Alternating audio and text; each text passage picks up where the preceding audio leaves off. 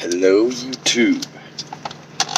So, I'm over here in Colonial Heights, Colonial something, Virginia, doing a reset on a Tuesday. Something I said I wasn't going to do again, and here I am doing it again because I practically ran out of hours. I only had 8 hours left. So I've been running hard. Pardon me.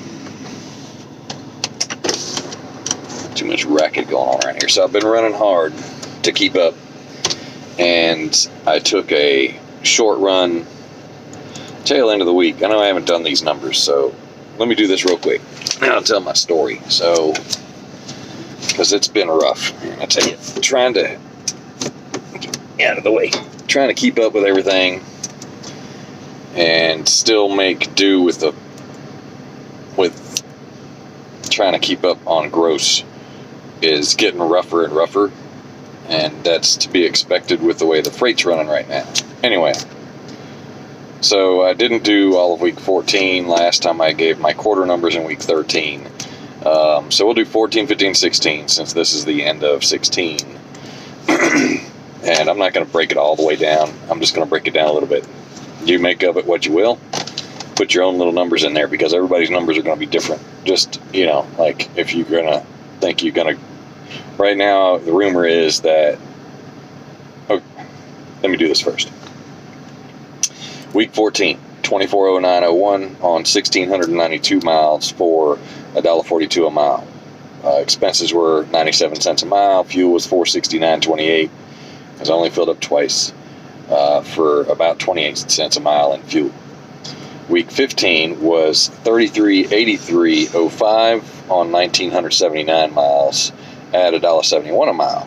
For expenses were about 82 cents a mile, and fuel on that was $4.49.52 for about 23 cents a mile. And week 16, which was last week, which ended yesterday, the 20th, was 38.73.87 on 2,600 miles at about $1.49 a mile. Fuel was $6.99.88 at about 27 cents a mile, and expenses were about 71 cents a mile. So as you can see, 97, 82, and 71 for expenses. The more mileage, the lower your expenses go, because even though you have partial fixed expenses, as I said 20 million times, I just need to quit saying it. I mean, if you don't know by now, your expenses go down as your mileage goes up. The only expense that's going to go up in that case is your fuel. And, that's right now the rate it is, the rate that the fuel cost is, isn't really going to affect anything. My fuel costs have been averaging around 26 cents a mile for the last month or so.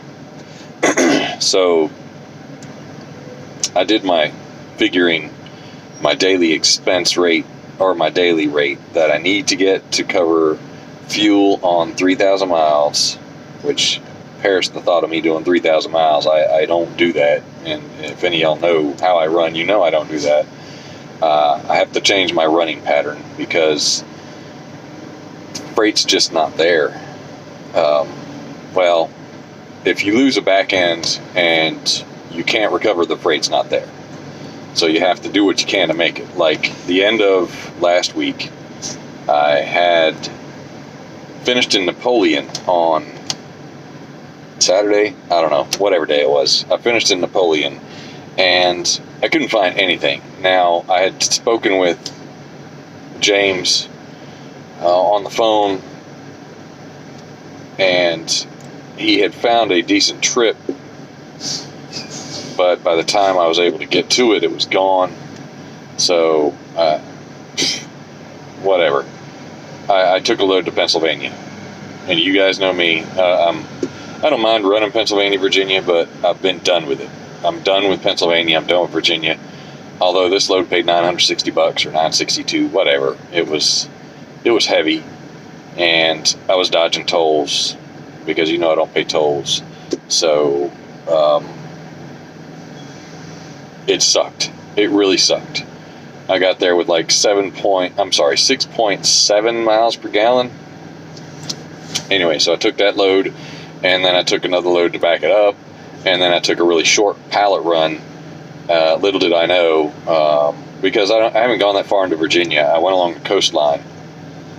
Usually when I run Virginia, it's in the mountains and, like the Gap and all that, and I'll run there. I haven't run to the coast yet, or Virginia Beach. I haven't gone that far over until yesterday, which was a big mistake.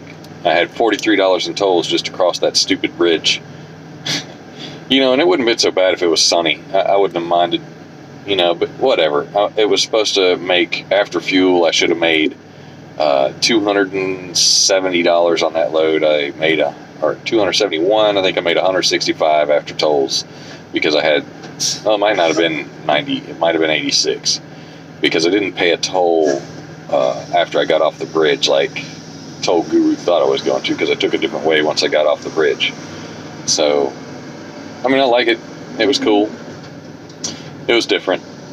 And I can't really complain, because last month, tolls came out this week, and last month's tolls were $9.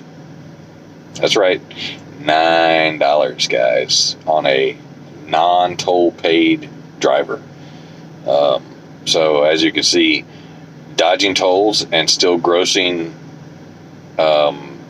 whatever I'm grossing right now is really good. Although next month there's going to be at least $86 on there. I think it's 96. Either that or those tolls that I had the $9 on, where what I did that I thought was going to hit this month, not last month. So, because it was right at the end of the month, it was a February 28th toll, and I think that was when I ran through there, and I said, forget it, I'm just going to go through it. I don't know.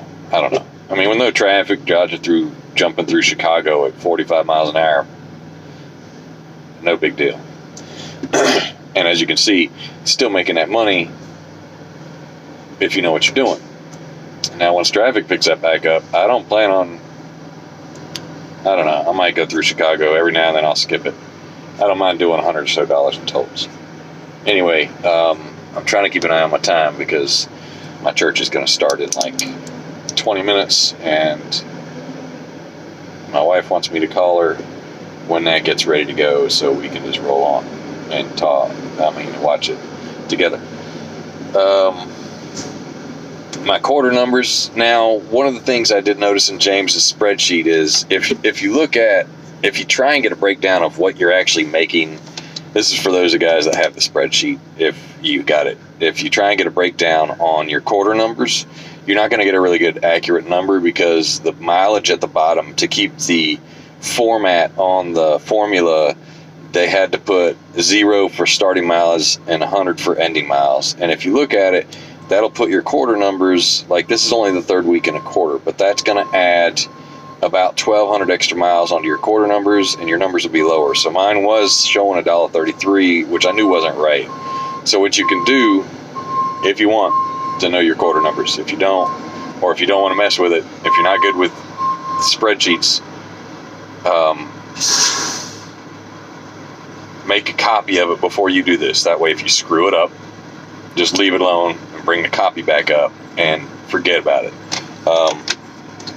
But go in there and go to where it says 100 and change it to 0.000000001.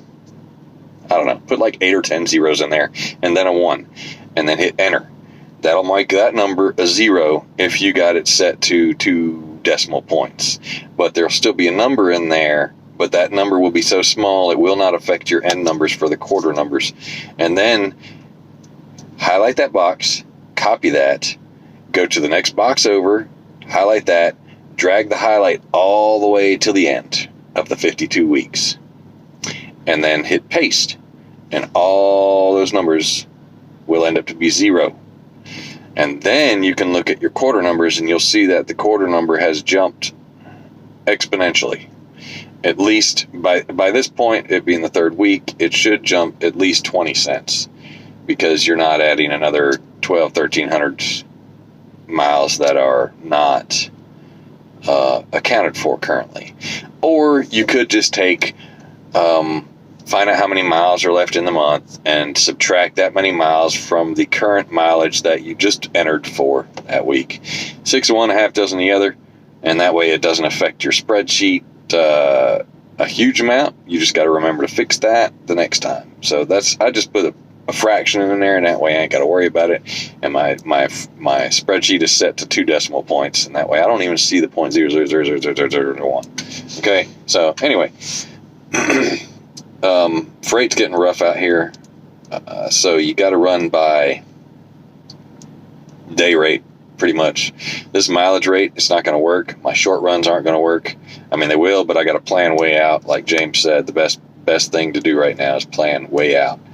I lost a middle of the load, and I had to cover it last week, and I was doing good until I got near the end. I couldn't find anything. I was trying to keep myself 3 days out, 2 days out, and as the week progressed, I couldn't find a thing to back up the backups. So it got to where I had 2 backups, and then I had 1 backup, and then I had no backups. And I was stuck there in Napoleon with nothing. And Napoleon sometimes is hit or miss. It's a good spot sometimes. And earlier that week, I had done the reset in Michigan. I called my buddy Brad up, and because he lives up in Michigan, and he worked with us and went spot market, and he came back to us. Now, I asked him. I said, because I was in. I don't remember what part of Michigan, but he said, what you want to do is don't go to Michigan. Livonia, that's where my drop was. It was a pallet run going to Livonia. Good paying run, nothing coming out, so I had to go. I finally grabbed something. Something finally popped going from Michigan to Ohio and then whatnot. So you're going to drive right into that truck behind you. Are you blind, buddy? Anyway, so that's about it for numbers. ERT, you got a CB? He's gonna he's going back right into that CR Englander total truck, whatever that guy is, that's backed way in the hole. All right, so that's it for 14, 15, and 16 numbers. I don't know. I'll post some more stuff later on, but I got to find a load to get up out of here. I was hoping I could go south and then west, because I don't really want to go through the mountains like I did to get here, and maybe get a little bit higher revenue doing that. But whatever, it is what it is. I'm gonna figure something out. Y'all, I'll talk to y'all later. Y'all have a blessed day.